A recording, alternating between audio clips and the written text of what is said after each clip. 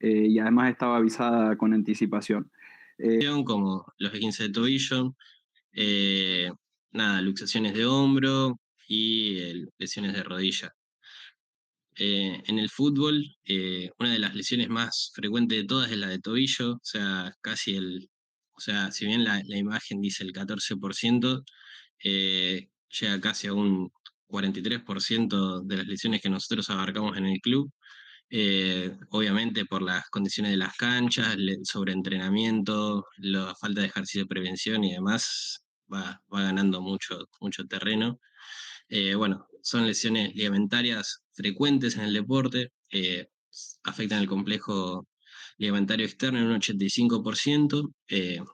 Ahora hay una breve parte de anatomía para que lo podamos comprender bien, y esta es para que nos situemos un poco de la importancia. Acá tenemos las imágenes de la final de la Copa América con el esguince de Leo que todos conocemos y cómo poder manejarlo a la hora de cancha.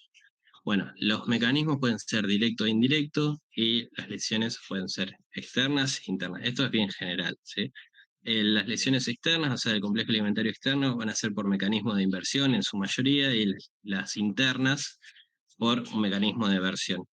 Acuérdense que hacia interno tenemos el ligamento deltoideo, el típico de forma de abanico, y hacia externo o lateral tenemos los tres ligamentos, peroneo astragalino, anterior y posterior, y el peroneo calcáneo. Y después algo que en la facultad, y yo lo empecé a conocer en la residencia, la realidad, es que son las lesiones en la sindesmosis, que es el ligamento que une la tibia y el peroné a distal, hacia anterior y posterior, que hasta no hacer trauma te lo ignoraba y después me di cuenta de la importancia que tiene. Bueno, la idea es esta, hacer un pequeño repaso de anatomía rápido y conciso. Acá tenemos los tres ligamentos, el peroneo australiano anterior, el peroneo calcáneo y el peroneo posterior, para la hora de ubicarse a la hora del examen físico. Después el ligamento deltoideo, que tiene dos haces, uno superficial y otro profundo, y a su vez cada uno tiene sus dos haces correspondientes. Y después la sindesmosis, que bueno, en la imagen anterior se vio.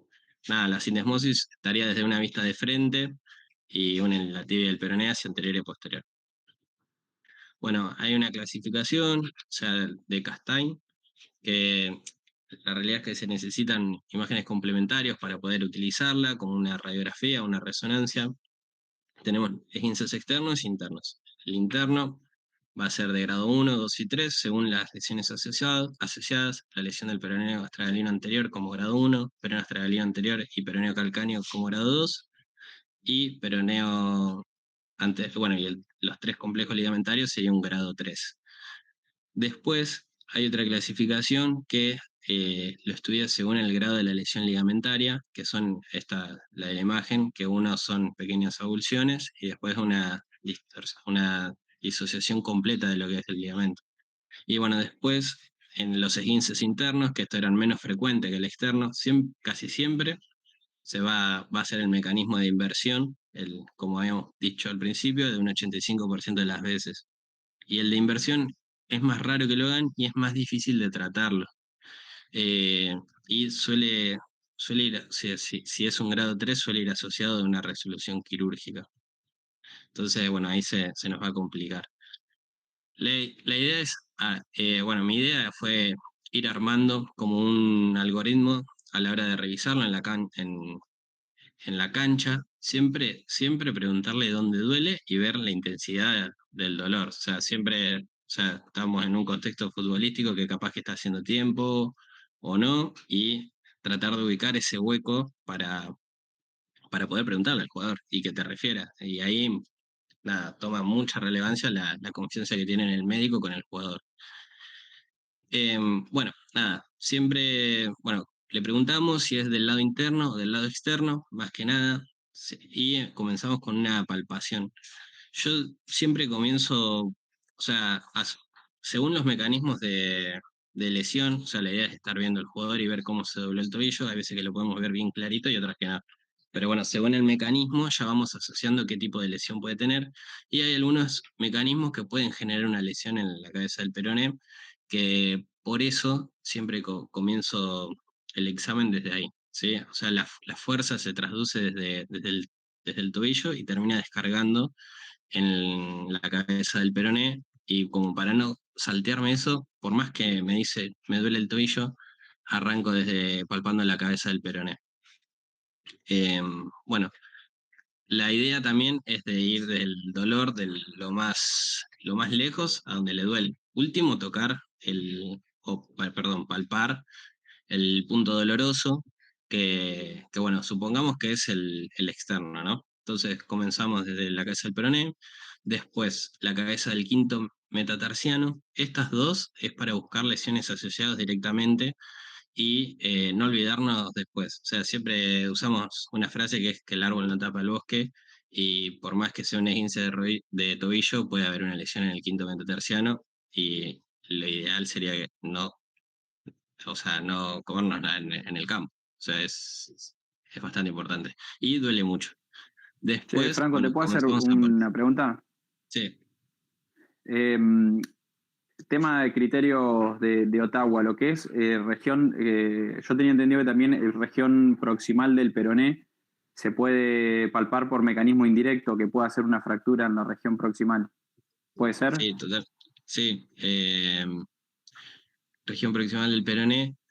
Sí, o sea, vos decís por la palpación al nivel de la cabeza, a la cabeza del peroné. O sea, O sea, casi sobre lo que sería articulación de la rodilla, lo que digo, sí, el tercio, o sea, más proximal al sí, tronco, si del peroné si no puede haber una fractura eh, por, o sea, por torsión, por mecanismo indirecto, sí, por las también. fuerzas, O digo. sea, el perón, en este caso, o sea, sería lo mismo que la lesión del quinto metatarsiano. O sea, el peroné, al estar tan trabajado y al tener tanta fuerza, vamos a ir a buscar los puntos de inserción del peroné. Entonces, buscamos el peroné, el superficial y el profundo, y buscamos los puntos de inserción, como es la cabeza del quinto o la cabeza del peroné.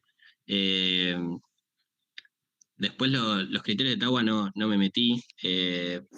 Nada, yo para ponerlos un poco en tema de lo que dice Luis, los criterios de Ottawa es un estudio que se hizo en Estados Unidos, que se utiliza para evaluar si nosotros pedimos unas radiografías de pie o de tobillo. Entonces, de tobillo, o sea, como protocolo solemos pedir, todo en modo tipo traumatólogo, frente con rotación interna y perfil, y las de pie, frente, oblicuo y perfil. Entonces, Ottawa lo que nos dice, nos permite eh, orientarnos a si pedirle solo de tobillo o también sumarle de pie. Es un sistema que se usa en Estados Unidos, y al sistema de Estados Unidos le permite ahorrarse un par de millones de dólares. Nosotros acá en el servicio público, medio que, o sea, le damos bola, obviamente, y es súper importante el criterio, pero bueno, esa era la finalidad de las reglas de Ottawa. Entonces, bueno, intolerancia a la marcha, un hematoma a nivel del quinto metatarsiano, o la base del primero, nos va a ir orientando. O sea, la incapacidad de dar más de 3 pasos, sí, pero bueno, la verdad que yo en la guardia, si presenta dolor, eh, a la palpación le suelo pedir la radiografía de tobillo y de pie, y me ayudan mucho. Y Fenómeno. Gracias. bien. Bueno, después, nada, vamos a palpar el malelo que no refiere dolor. Yo en el fútbol infantil eh, tengo, o sea, los pacientes pediátricos tienen el cartílago de crecimiento, la fisis, y hacen unas lesiones que es la epifisiolisis, y me sirve mucho la palpación y la percusión del cartílago. Entonces eso ya me permite identificar si el jugador puede seguir o no, porque por más que se tuerza, que haga el mecanismo de entorsis, y no le duele, por ejemplo, la palpación del peroneo astragalino, si le duele la palpación del cartílago de crecimiento, ya es un criterio para pedirle una radiografía y evaluar un retiro del campo y una epifisiolisis. O sea, si llega a tener una epifisiolisis, que es un tipo de fractura sobre el cartílago de crecimiento, ya es un tratamiento ortopédico, sin carga. Bueno, después palpamos la sindesmosis, que acá se puede ver el ligamento. Luis, ¿vos podés ver mi cursor? No, ¿no? No, no lo puedo ver. Ok. Bueno, Profe, nosotros sí vemos el... tu. Sí, se ve.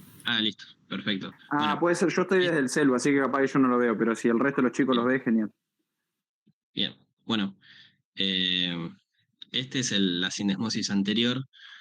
La palpamos también para buscar un punto doloroso y después vamos al maleolo que sí refiere el dolor y ahí sí hacemos una evaluación del complejo ligamentario. En este caso vamos a buscar el peroneo astralino anterior, el posterior y el peroneo calcáneo. Después podemos hacer algunas maniobras, puse las más básicas y generales, que es una maniobra de cajón, y buscar el bostezo, que sería más básicamente el mecanismo que está en la imagen. Y después siempre evaluar al jugador post-evaluación. A veces que quieren seguir jugando, el jugador está en calor, evaluar la marcha post-intervención, el trote y el salto. Y siempre ir siguiéndolo y hablando con el preparador físico o el director técnico. Bueno, este es como para hacer un examen rápido, o sea, ya, comenzamos con la cabeza del peroné, vamos descendiendo, palpando lo que son los peroneos y el mismo peroné, y llegamos a la base del quinto metatarsiano. Podemos buscar la base del primer metatarsiano, los puntos de inserción del peroneo superficial y el peroneo profundo, el peroneo lateral largo y el peroneo lateral corto. Bueno, buscamos la palpación y percusión del malleolo, la palpación y percusión del malleolo medial, la sindesmosis y la palpación del malleolo lateral, que sería en este caso el que nos refiere al dolor. Y luego buscamos la palpación de los tres ligamentos, el peroneo astragalino y el ligamento deltoideo por último. Y luego hacemos la maniobra de bostezo con una inversión del tobillo y vamos evaluando la misma palpación con carga. Bueno, ¿qué hacemos ante una situación de un esguince de tobillo? Y lo ideal es crioterapia, analgesia y inmovilización. Que, bueno, nada, en el campo podemos inmovilizarlo si tenemos una bota Walker o podemos hacer una férula suropedia, que está bueno manejar esa opción. Te zafa bastante y quedas cubierto. Después, otra lesión, sobre todo en rugby, es la fractura de clavícula. Pasa también en fútbol. eh, Frecuente por traumatismo directo, común en jugadores jóvenes y la clínica, bueno, dolor súbito, limitación funcional y la deformidad visible. Siempre confirmamos con la radiografía. Es rápida la evaluación, siempre está bueno en este caso observar, pedirle al jugador que se saque la remera y ver el mecanismo, si se puede sacar la remera, si no se puede. Eso va a ir orientándonos el diagnóstico a hacer un diagnóstico diferencial con la luxación acromioclavicular. Eh, la posición antálgica del miembro también ya es un punto de partida para ir sospechándolo. Palpamos, bueno, no confundir el signo de la tecla, en este caso con la luxación acromioclavicular, pero bueno, la deformidad suele ser muy evidente. Yo acá les puse una foto de una jugadora de hockey que hizo un traumatismo directo y con una rodilla de una jugadora, y así estaba a las 24 horas. Se ve la deformidad visible como en techo de campaña, se dice, o techo de campaña en realidad, que es como el techo de la carpa militar. Estas son las imágenes radiográficas y la resolución que hicimos en el hospital, que fue una colocación de una placa anatómica. Eh, Nada, esto fue más que nada para mostrar algunas resoluciones quirúrgicas y más que nada en el deporte, que, a ver, son lesiones que pueden resolverse de forma ortopédica, pero al estar con futbolistas, perdón, con deportistas, lo ideal es resolverlo lo más rápido posible y que vuelvan al campo lo más rápido, por eso se decidió la placa anatómica para clavícula. Esta sería una reducción y osteosíntesis. Bueno, Molesto un segundo, ¿puede luego, ser? sí, Con el tema del acromio clavicular, la luxación, lo que podemos encontrar es el signo de la charretera, ¿no? sí, exactamente. es el signo de la charretera y el signo de la tecla. Son los dos que encontramos en la luxación acromioclavicular. Nada, en vez de estar, eh, de haber una deformidad acá en el tercio distal de la clavícula, la deformidad la vamos a encontrar en el extremo distal de la clavícula con el acromio. Entonces hay distintos grados que los clasifica Rockwood según la luxación, ¿no? Y en esos casos, si fuese, o sea, si no es un paciente deportista, hasta el máximo grado, los últimos artículos, va bien con tratamiento ortopédico, por más que haya una lesión ligamentaria, y se trata de no operar. Pero, por ejemplo, justo hoy me consultaron de la Villa por un jugador de primera, o sea, de la Villa San Carlos, que es un club de fútbol de acá de Sí, Berisso, sí, sí. por un jugador de fútbol que, El de Berisso, yo pensé que el de Los Hornos. sí, Claro, el de Berisso. sí, el de Berisso, creo que está jugando el Federal.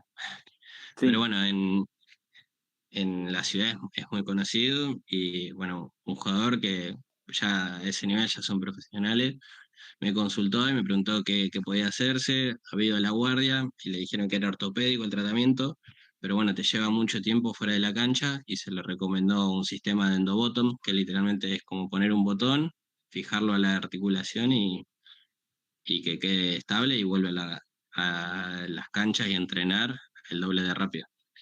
Fíjense la No, diferencia que menciona Franco, ¿no? De lo que es una lesión de este tipo, o sea, sea una fractura de clavícula o una luxación acromioclavicular, como en un paciente cualquiera yo puedo tomar una conducta, pero al tratarse de un deportista la conducta es distinta, en donde yo puedo pensar en cualquier persona en una conducta ortopédica, lo que dice Franco es, si es deportista, pensemos en ir a lo quirúrgico porque lo resuelve más rápido y lo devuelve más rápido al campo de juego. Eso es importante que lo tengan en cuenta.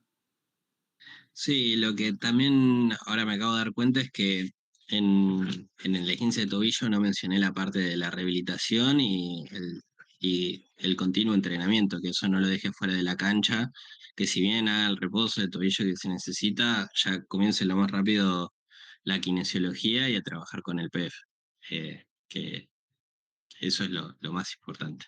El trabajo en conjunto, importantísimo. Y más que vuelva a saludar. Bueno, acá mi idea era mostrarle qué hacemos si nos pasa, si vemos que tiene una fractura de clavícula en la cancha y qué hacemos. O sea, porque las primeras veces que pasa, decís, tenés que ir ya a la guardia, tenés que salir corriendo y asustás al jugador, a la familia, al cuerpo médico. Y la realidad es que la resolución es mucho más fácil de lo que parece.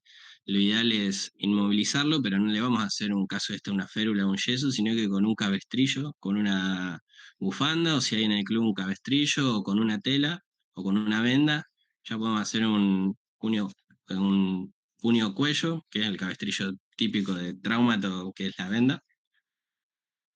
¿Me escuchan, Luis? Ah, sí, ahí está. Perdón, se me había Sí, sí, congelado se todo. escucha perfecto.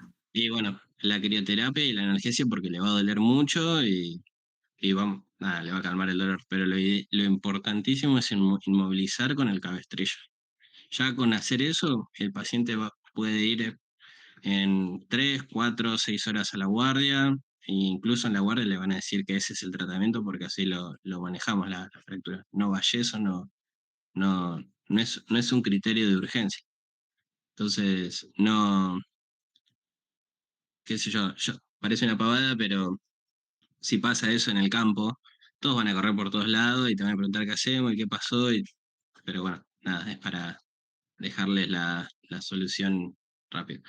Después, otro diagnóstico es la luxación de hombro, súper frecuente en fútbol, en vóley, en rugby, en básquet. Bueno, la luxación puede ser hacia anterior, hacia posterior. Después entran más clasificaciones tipo infraglenoidea, supraglenoidea, que no van al caso, pero generalmente es hacia anterior. Eh, yo casi todas las que veo por guardia son hacia anterior. Bueno, se da el signo típico, como hoy dijo Lucho, perdón, es el signo de la charretera, que se da por la falta o sea, es por la pérdida de la anatomía de la cabeza humeral, que se luxa. Y acá es la imagen semiológica típica del signo de la charretera. Lleva ese nombre porque es lo que usan los policías en el uniforme y lo asimilaron así.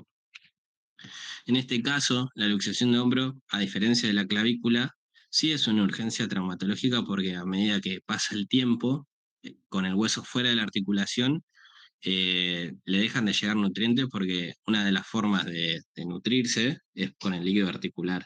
Entonces, ahí sí tenemos que movernos rápido y tratarlo de reducir lo más rápido posible.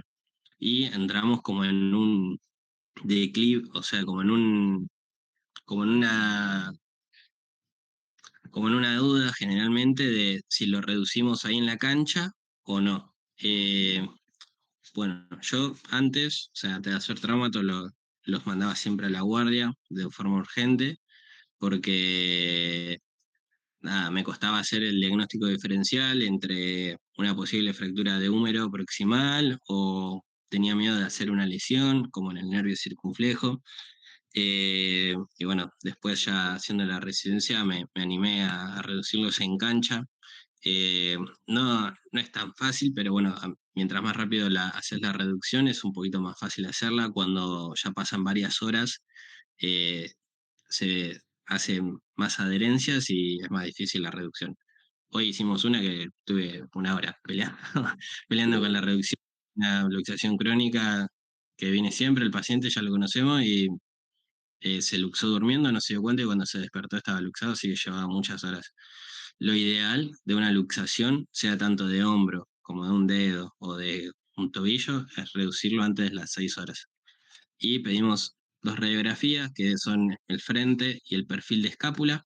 Acá se puede ver que es hacia anterior, usamos reparos anatómicos como la apófisis coracoides y bueno, la cabeza del húmero como eje para ir viendo la luxación. Pasan los partidos, pasan la final de la Champions, pasan en todas las... eh, bueno, ¿qué vamos a hacer en este caso? Perdón que corte. ¿Alguien levantó la mano? ¿Puede ser? Sí, yo había levantado la mano, pero después me respondió lo que iba a preguntar, que era si había algún periodo de ventana para volver a acomodar, digamos, en este caso el hombro después de la luxación. Sí, son 6 horas. O sea, te da el tiempo para mandarlo a una guardia y hacerle las radiografías y reducirlo ahí. A ver, como criterio, sí o sí vas a necesitar, a ver si estás en el campo y tenés los medios y la seguridad para hacerlo, está bueno que lo reduzcas porque le haces un favor al paciente, pero ante la duda no está mal mandarlo a la guardia urgente, porque o sea, es de buen proceder tener una radiografía previa, porque todo queda registrado legalmente, tener una radiografía previa y una posterior a la reducción. Entonces vos te asegurás que estaba luxado efectivamente y otra que volvió a su domicilio. Y acá, o sea, lo que te tenés que fijar son los diagnósticos diferenciales más rápidos, si es una luxación acromioclavicular o una fractura de húmero proximal. Nada, la que más asusta un poco es la fractura de húmero proximal y una buena forma de darte cuenta de hacer un diagnóstico diferencial es la posición antálgica que tiene el paciente, que no me di cuenta de ponerle una imagen para diferenciarlos, pero bueno, la posición antálgica, o sea, que no le duele y cómo va a venir el paciente en una fractura de húmero proximal es con el hombro, a ver si me pueden ver en la cámara, ahí, bien pegado, en rotación interna, pegado al cuerpo. Y en cambio con una luxación es casi la opuesta, viene como tratando de no tocar el cuerpo, el brazo directamente, como encorvado hacia adelante, como el hombro en péndulo, o sea, se dice, el húmero en péndulo. Y eso la relaja porque está fuera de lugar. Bueno, ¿qué hacemos si decidimos reducirla, no? Hay una maniobra que no se hace y que es muy famosa, que es esta. Esta es una maniobra muy traumática,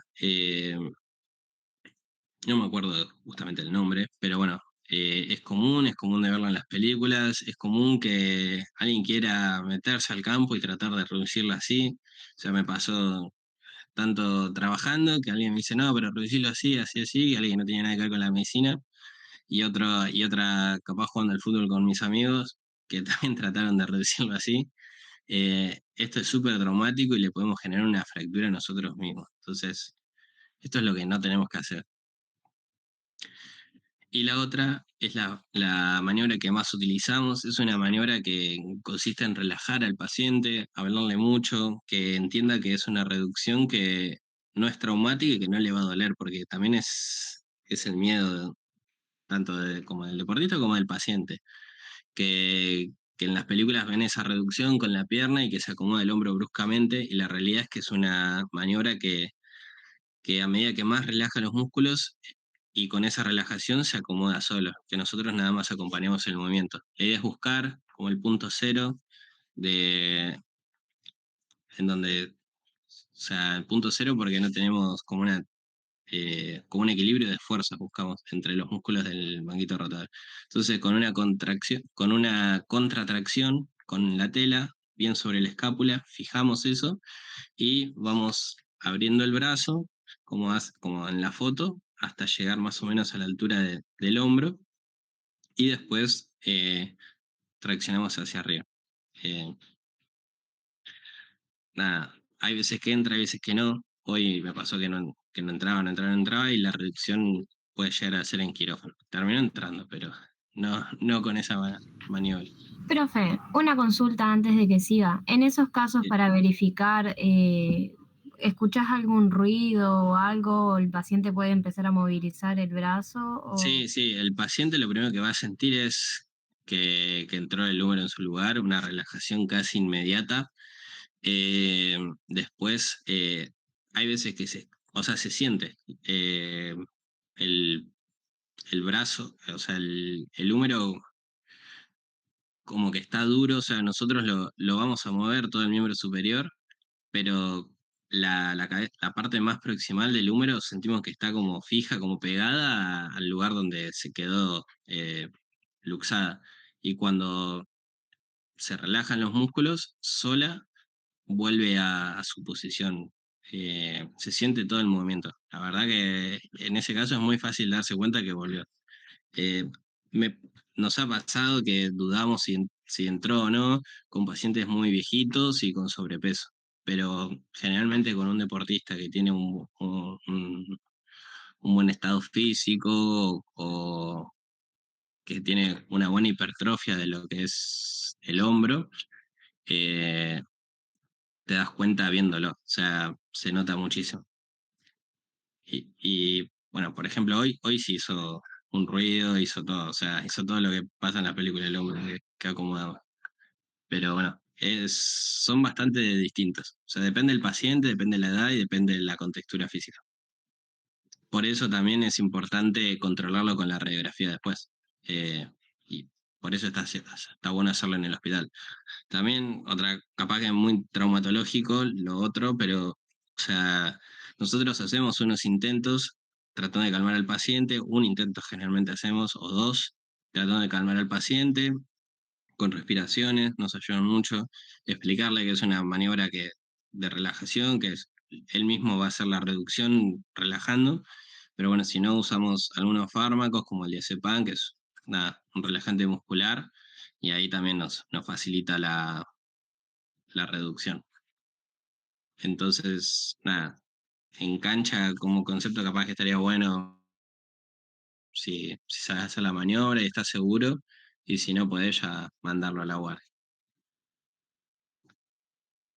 Y después, bueno, nada, puse otro ejemplo que sería el ligamento medial de rodilla. La realidad es que vamos a hablar un poco de todos los tipos de esguinces de rodilla y la semiología misma de rodilla te orienta a hacer o no un diagnóstico de lesión de los cruzados.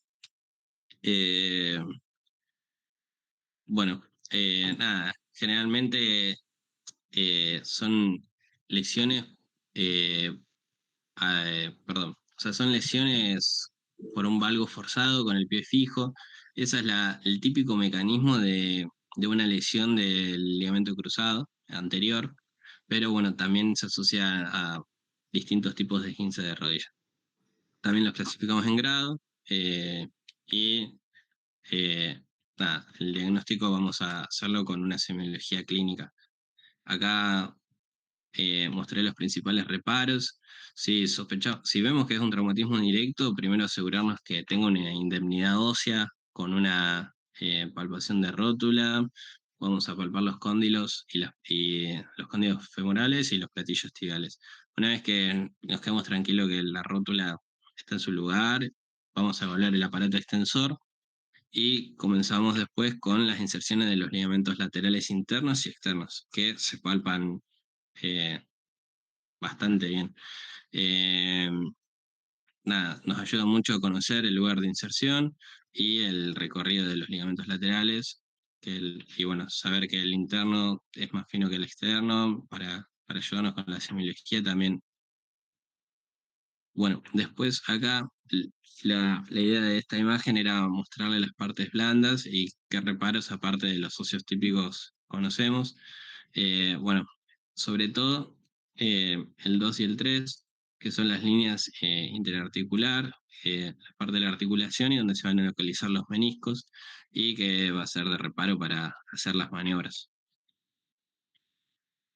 Bueno, tenemos como una regla básica y cortita que la rodilla tiene que ser fría, seca, estable, móvil e indolora, tanto para el trabajo en campo como la consulta. La lesión de rodilla lo que tiene es que tiene muchos elementos anatómicos intracapsulares que apenas se lastime uno, se va a hinchar y va a tener un choque rotuliano bastante importante. Acá lo que tenemos que diferenciar es o sea, casi toda rodilla que se lastime va a tener un choque rotuliano positivo. Siempre lo cuantificamos, o sea, puede ser 1 en 4, 2 en 4, 3 en 4, 4 de 4, y el 4 de 4 va asociado a lo que es el signo de la herradura. Entonces, si nosotros tenemos una lesión de rodilla de rápida evolución, nos va a orientar a que esa rodilla, en vez de tener mucho líquido articular, puede ser ese contenido sangre, porque si se lesiona un elemento de adentro de la cápsula articular, como es el cruzado anterior, o como puede ser las espinas tibiales, o los meniscos, o una fractura de platillo tibial o de los cóndilos, se va a llenar de líquido rápidamente. Entonces, el jugador es casi seguro que en esos casos es recontra seguro que no va a seguir jugando y que él mismo va a pedir el cambio. Pero nosotros lo que tenemos que tener cuidado es la evolución de esa lesión, porque aparte de evaluarlo en el campo, después hacemos un seguimiento. Entonces, la velocidad en que aparece el choque rotuliano sí nos va a importar y tenemos que estar atentos. Después, bueno, el líquido articular o sea, aparece generalmente después de las 24 horas y va asociado más a lesiones crónicas o de elementos que están fuera de la cápsula articular. Entonces, nada, en eso se basa a evaluar el choque rotuliano. Es la primera maniobra que vamos a hacer. Después, Latchman para el cruzado, es la típica maniobra que se ve en el campo de juego. Yo no sé, Lucho, si vos tenías el mismo concepto, pero a mí me habían dicho que el Latchman no se hacía en el campo de juego. Y, y después de ver cómo trabajan otros médicos, traumatólogos y de todos los equipos, porque siempre que entra un médico al campo, me quedo viendo si hacen Latchman o no, nada, lo hacen. Y la realidad es que si entras a ver una rodilla y no haces Latchman, estarías haciendo un poco mal las cosas también, o sea, no estarías evaluando mucho. Lucho, ¿estás ahí? Sí, perdón, pasa que estoy con mi beba. Ahí voy. Un segundo. Ah, no pasa nada. Ahí está. Ahí voy. ¿Vos en tu experiencia Ahí estoy con la jefa. Sí, mira, me pasó cuando estaba en Defensa y Justicia, yo iba a todos los partidos, visitante local, casi comía con los muchachos, imagínate. Y bueno, ahí yo estaba arrancando, de hecho, y había aprendido las maniobras, y qué sé yo, y yo siempre las hacía. Y de repente uno de los médicos del otro equipo me dice, no, pero mirá que no se hace Latchman en la cancha. Yo digo, bueno, qué sé yo. Y después me puse a investigar yo, me puse a buscar, y Siempre sale a luz. A ver, esto me parece que es un tema importante, está bueno que lo sepan. Siempre van a encontrar investigaciones con los resultados que ustedes están buscando que aparezcan.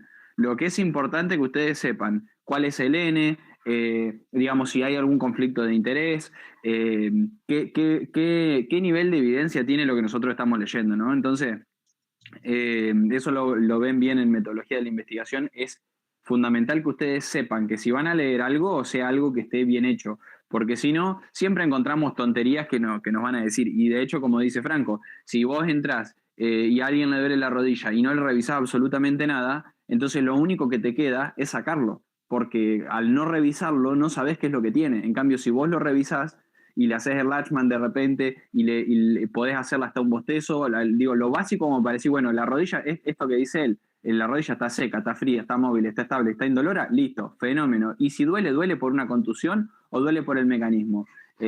Digamos, que si yo encuentro algo que a mí me produce alguna duda, bueno, en todo caso lo saco. También tienen esa posibilidad de saco al jugador y lo sigo evaluando afuera tranquilo. No es que cuando uno entra a la cancha tiene que evaluarlo solamente adentro y toma la decisión ahí. Puede retirarlo del campo, evaluarlo afuera y tomar la decisión afuera. Y en algunos casos, de hecho, vos lo podés dejar entrar de nuevo sabiendo que puede volver a salir. Por ejemplo, decir, bueno, probá y vemos a ver qué pasa. Pero siempre haciendo, como dice Franco, teniendo las precauciones correspondientes de las lesiones de gravedad, por supuesto. Sí, y con criterio, porque también, sí, o sea, lo otro que pasa enseguida, sea el deporte que sea, entras a ver una rodilla y te preguntan, ¿y qué tiene? ¿Y qué tiene? ¿Y qué tiene? Entonces, la idea del, nada, de la semiología en el hiperagudo sería, eh, nada, es ir orientándonos a qué región de la rodilla puede estar afectando. Nada, después me di cuenta que dije rodilla seca y creo que es medio extraño el término. Rodilla seca nos referimos al choque rotuliano, o sea, si hay líquido articular o no, si hay sangre o no, o sea, quemar Che, rodilla. Franco, también si hay líquido, muchas veces lo que se ve patente es que no tiene flexión completa. Sí, o sea, la rodilla adopta una posición antálgica que es una semiflexión a 30 grados. Entonces, nada, esa aparece al otro día cuando te va a ver en el consultorio, que te dice no puedo extender la rodilla y posiblemente tampoco la pueda flexionar del todo, pero va a aparecer y vos lo querés evaluar y está a 30 grados. Entonces, Bueno, hoy me nada, es re pasó, hoy vi importante. a un chico de la 2014 que tenía una lesión del colateral medial de la rodilla derecha y cuando yo encima lo evalué, estas son cosas que también le van a pasar, lo evalué, resulta que el médico anterior, no voy a dar nombre, le puso una férula Mar del Plata sin las barras de hierro que tienen para darle la estructura. O sea, le puso una férula sin que sea una férula y como le puso eso, le calzó un vendaje y el tipo caminaba como si nada. Y yo lo revisé y tenía bostezo, tenía dolor, qué sé yo. Bueno, el bostezo era muy sutil igual, pero al ser categoría más chica teníamos que ver el tema de la lesión insercional del cartílago y demás y ver, le pedimos la resonancia, pero Sí. cuando lo voy a revisar tenía, o sea, el tipo le saco la férula y la rodilla 30 y a este ni pedirle que flexione, pero más de una vez, claro, cuando te vienen al otro día, le decís, bueno, lleva los dos acostados, que lleve los dos talones a la cola y no, y el que tiene la rodilla lesionada no llega con ese. Después, contame quién era el paciente, Lucho, que no estoy al tanto y me van a Dale, preguntar. dale, yo después te Eh, mando.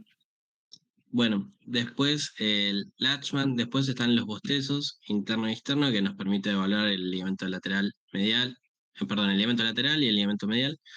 Después cajón anterior y posterior, que vamos a evaluar los cruzados. Y después estas dos maniobras, la verdad que en cancha no las hago casi nunca, que son una evaluación de, a ver, una pregunta. Eh, En cuanto a la ecografía, se llega a ver la rotura del LSA y por ecografía es complicado. Nosotros usamos la resonancia magnética. Ya con la reso es como el gol estándar y nos permite evaluar nada, la indemnidad del ligamento o tanto algunas lesiones asociadas, van muy en la mano de lesiones meniscales asociadas en la lesión del LCA. Entonces, la idea es evaluar todo. Con una eco nos quedamos un poco cortos. Y más que nada es un estudio que sí o sí lo va a tener que hacer después, en caso de que esté roto, porque es de resolución quirúrgica, generalmente la lesión del cruzado anterior. Sí, tiene una rotura completa. Bueno, nada, estas son algunas maniobras en cancha. Nada, siempre con la rodilla a 30 grados, ven la diferencia entre la A y la B, y el estrés en varo. En varo es nada, la posición y la orientación del extremo proximal y extremo distal, o sea, eh, nada, es como hacer o sea, una contratracción desde el lado interno del fémur y desde el talón hacia el lado que estamos haciendo la fuerza. Generamos un pequeño bostezo ahí a nivel de lo que es el ligamento lateral, y en caso de que esté roto, nos va a dar como un juego la articulación. O sea, vamos a sentir eso. Y en caso de que esté indemne y lesionado, generalmente duele un montón. Entonces ya ahí le avisamos que puede estar con un posible 15. Después, nada, McMurray, Bragat y Steinman son maniobras de consultorio. McMurray lo utilizamos para evaluar lesiones meniscales. Escuchamos el ruido que hace el menisco, o sea, al estar fragmentado en uno, dos o cuatro o muchos fragmentos del menisco, hay veces que cursa con o sea, que el paciente siente que está trabado la rodilla y literalmente está trabada, o sea, hay que destrabarla. Ahora, en cancha, lo que nosotros podemos percibir no es que se le trabó la rodilla, sino que escuchamos, o sea, a partir de la palpación entre la línea interarticular, vamos a escuchar un pequeño, como un rajido del menisco. O sea, se palpa con el pulgar y el índice, y hacemos una rotación interna y externa o una flexoextensión. Nada, en cancha yo hago bostezo y Latchman y cajón anterior. O sea, esas son las 3 maniobras que hago en cancha. Esta es Latchman, que se realiza con la rodilla en semiflexión a 30 grados. Es importantísimo que el deportista entienda que tiene que relajar la pierna, le va a doler un montón y la va a contraer, y eso nos va a costar un montón. Parece una pavada la maniobra, pero hasta que no haces un montón, cuesta hacerla. Las claves, a mi consideración, y puse esta imagen por eso mismo en especial, es fijar bien desde por encima de la rótula, o sea, desde el tercio distal del fémur, por así decirlo, fijar bien con nuestra mano no hábil y con la otra mano, con la mano hábil, apoyar el pulgar sobre la tuberosidad anterior de la tibia y los otros 4 dedos desde hacia posterior, y no hacer una maniobra de contrafuerza, o sea, no bajar con la mano izquierda en el dibujo el fémur y subir la tibia, sino que fijarla y buscar el juego con la tibia sola, o sea, con la misma orientación de las flechitas, buscar ese juego hacia anterior. Y después, la maniobra de cajón anterior es la que está abajo.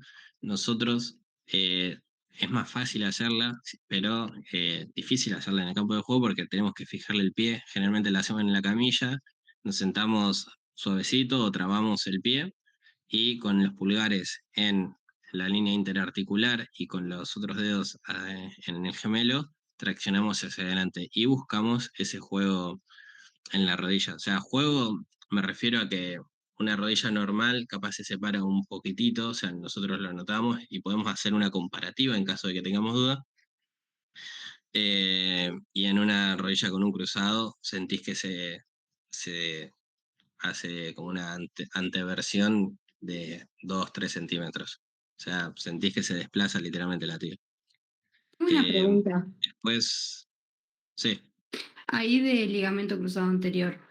Puede ser que si el paciente tiene mayor masa muscular de cuádriceps que de isquio, sea un factor de riesgo para la ruptura del ligamento Sí, cruzado. totalmente. Ese tema me encanta porque últimamente están saliendo un montón de estudios sobre la importancia de la prevención de la lesión del cruzado anterior, y todo deportista le gusta ir a hacer cuádriceps al gimnasio, y todos los ejercicios son eh, directamente o indirectamente para la hipertrofia del cuádriceps. Eh, y el gran resistente o sea, de prevenir eso es el isquio, que hay mucha diferencia de cargas. Generalmente, o sea, a mí me pasa en el club que capaz que hace 60 kilos con sentadillo en el sillón de cuádriceps, y va al sillón de isquio y hace 40, cuando tendría que ser superior ampliamente el de isquio al de cuádriceps. O sea, está en estudio, pero cada vez se demuestra más que el isquio es como un protector del cruzado anterior. Ahí siempre se habla perdón, de la sinergia entre el glúteo y el isquio, y en cuanto a lo que es la traslación anterior de la tibia, lo que es el sóleo y el isquio también para el sostén posterior.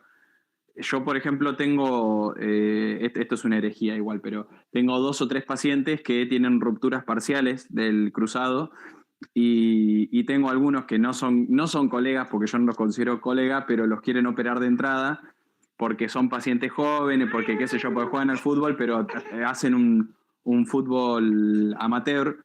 Y yo, por ejemplo, lo que hago es, antes de ir a la cirugía, en general les hago fortalecimiento de todo lo que es cadena posterior, y les priorizo el sóleo y el isquio y el glúteo por el tema de la sinergia en la carrera. Pues muchas veces lo que pasa es que si uno no activa el glúteo como corresponde, o si no lo tiene bien entrenado, se fatiga rápido, se sobresolicita el isquio y tiene más riesgo de lesión y más riesgo de que no funcione como corresponde. Entonces yo les hago trabajar siempre cadena posterior, y en general funcionan bastante bien. Y de hecho en defensa hay un jugador que tiene una ruptura parcial, que no se ha operado y que viene funcionando bastante bien con buen fortalecimiento. Y el tema esto que decía, no leí quién fue la que había preguntado, pero de lo que es la masa muscular, a nivel de los músculos del miembro inferior, que muchas veces cuando tienen mucha masa muscular es más difícil ver si tiene o no tiene el cajón, y muchas veces tenemos una rodilla que parece estar bastante estable solamente por la masa muscular. Sí, Impecable, yo gracias. acá no sé si me podés corregir, Lucho, que creo que la relación tiene que ser 1 a 2, o sea, en cantidad de fuerza del cuádriceps, Tiene pero que ser no me acuerdo. más del 70%, o sea, el pico de potencia del isquio tiene que ser al menos el 70% del pico de potencia del cuádriceps, que eso se hace en realidad con encoder, que uno saca, viste que con Carlos lo hacíamos, Sí, sacás sí, el sí. pico, o sea, después lo que te dicen en general es que lo que haces es, ponele, si haces, relación tonta, ¿no? Pero si haces 100 kilos en cuádriceps, deberías hacer al menos 70 kilos en isquio, pero con una velocidad angular similar. O sea, tiene que ser tan rápido el trabajo. Perdón, estoy con la jefa. Tiene que ser la misma velocidad. Entonces así uno consigue el pico de potencia, que es lo que se calcula. Pero tiene que ser más de un 65, un 70% para que haya un factor protector y para reducir el riesgo de desgarro, porque en esta lógica también el isquio es el que sostiene la tibia en lo que es, y la pierna, digamos, en lo que es el sprint. Entonces funciona como antagonista del cuádriceps, y si no puede responder al pico de potencia que hace el cuádriceps, también se desgarra. Excelente, Lucho. Eso quería escuchar. Eh, Súper nutritivo ese comentario. Bueno, y ahí terminaríamos con las principales lecciones.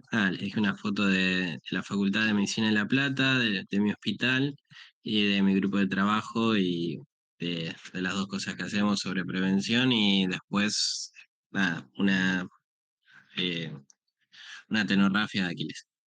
Así que nada, como para cerrar. Gente, ¿alguna pregunta?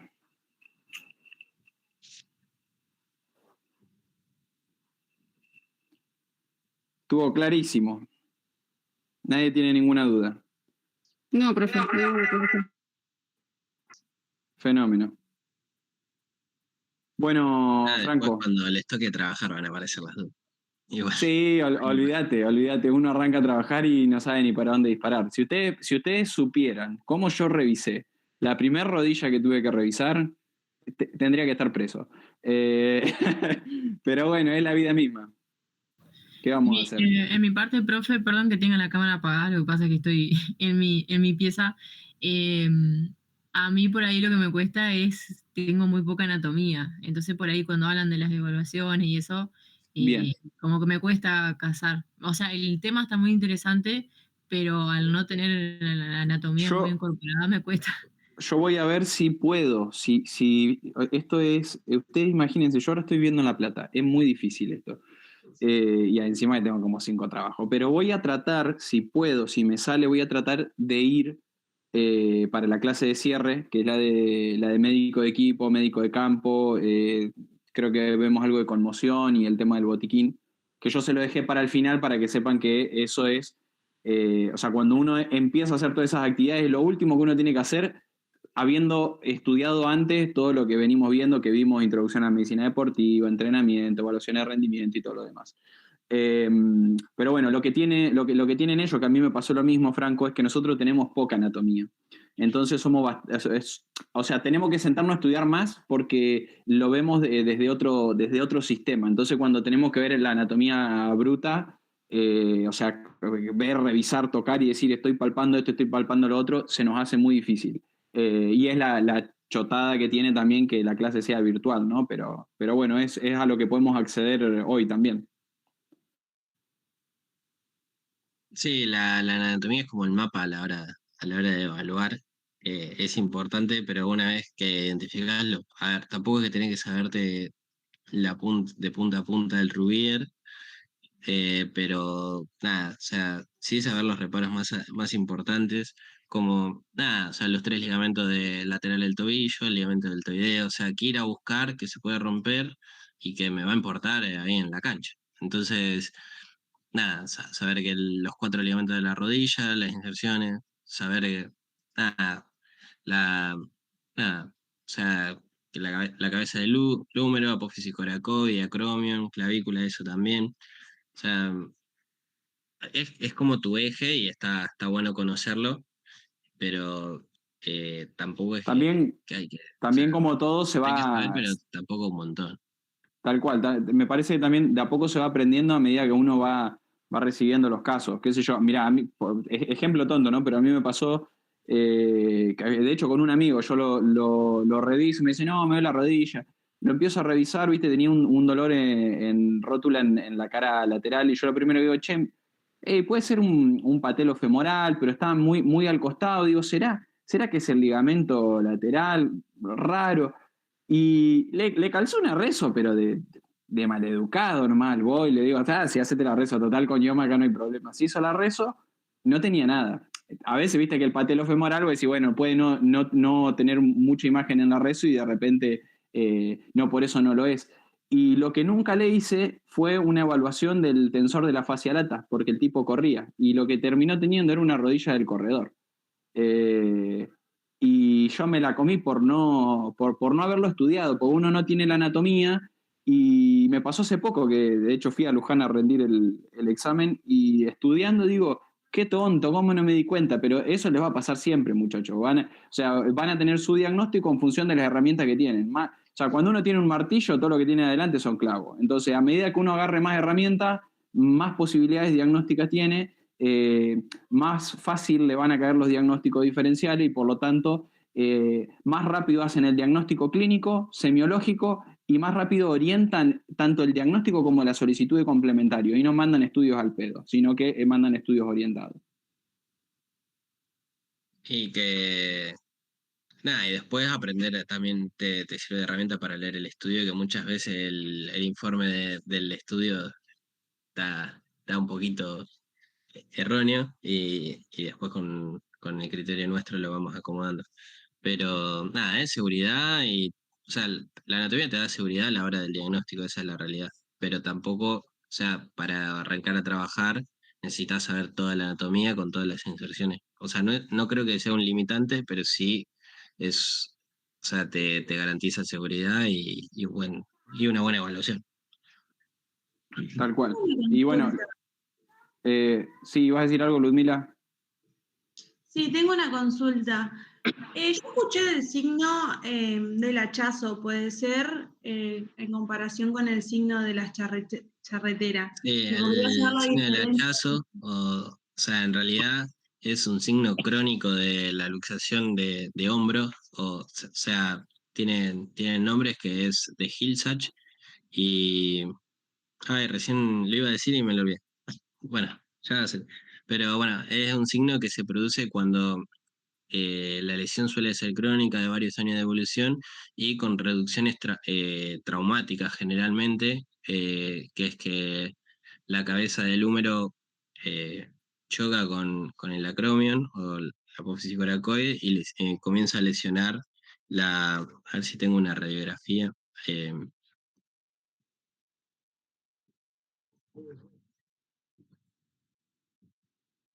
si me dan un segundo la busco, si querés, Lucho, como para explicarla.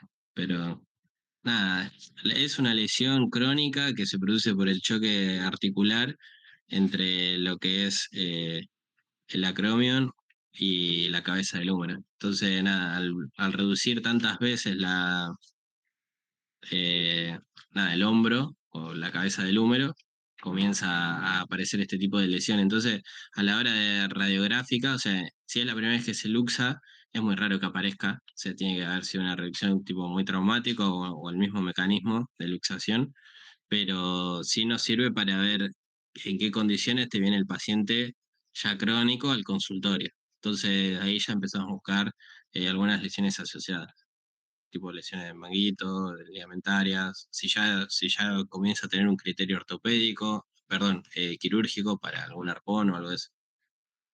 Pero sí, es conocida la lesión. Yo quería hacer una pregunta, porque me interesó eso de que hablaban sobre la carga tanto en el cuádriceps como en los isquios, porque justo jugaba al hockey y varias de mis compañeras se rompieron la rodilla este año y bueno, y sé que la superficie tampoco es muy favorable para esas lesiones. Entonces quería saber si tienen algún nombre, alguna bibliografía para investigar sobre eso, sobre la carga que tenemos que ponerle para evitar las lesiones. Eh, a ver, ahí está el protocolo de FIFA como para prevención de ligamentos cruzados de LSA. ¿Era los 10 pasos o 11 pasos, algo así? Lucho, ¿vos lo tenés más a mano el nombre del protocolo?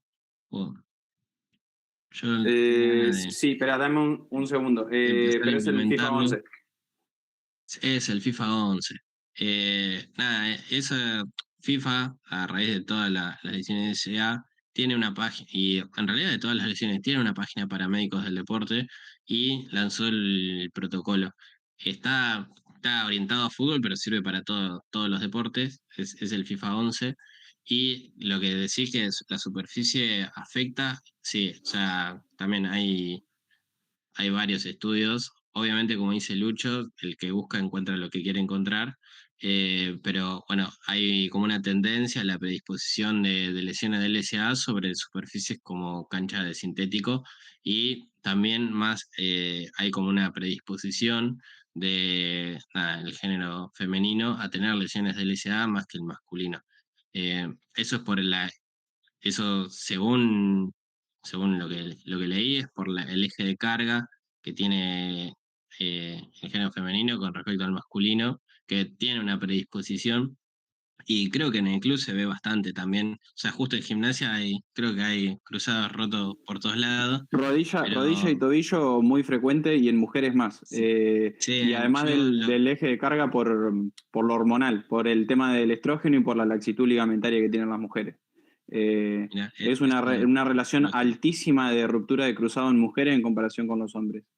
Yo Yo lo vi y bueno, es una lesión que también yo me dedico más que nada al infantil, coordino esa parte y antes no se rompían los con un cruzado, era una locura pensarlo y ahora venimos teniendo 1 o 2 por año.